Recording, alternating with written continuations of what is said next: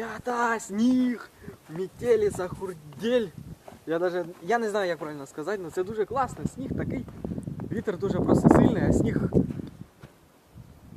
так мете. Ну він, правда, не лопатий, а такий крупинками. Ну, це реально дуже красиво. Ой-ой-ой. Аж прям за пазуху залітає.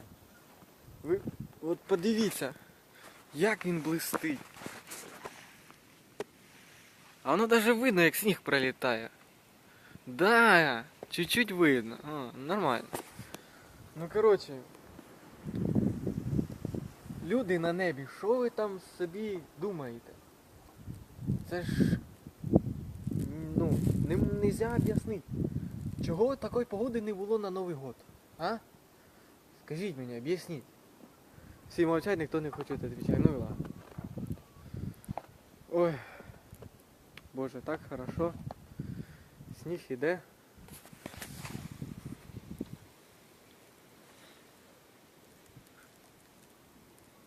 Блін, ну його не сильно так хорошо видно. Ну нічого страшного. Я надіюсь, вам буде прикольніше. Чи мені, бо мені зараз реально холодно, мені сніг падає за пазуху. Я офігіваю від цього, ну нічого страшного. Так, все. Мені пора йти. Ставте лайки, підписуйтесь на канал. Я буду вилажувати нові відео. Може ще лучші, може навіть не знаю які. Пишіть коментарі. І всього самого лучшего вам, щоб у вас було все в житті. Хорошо, пока.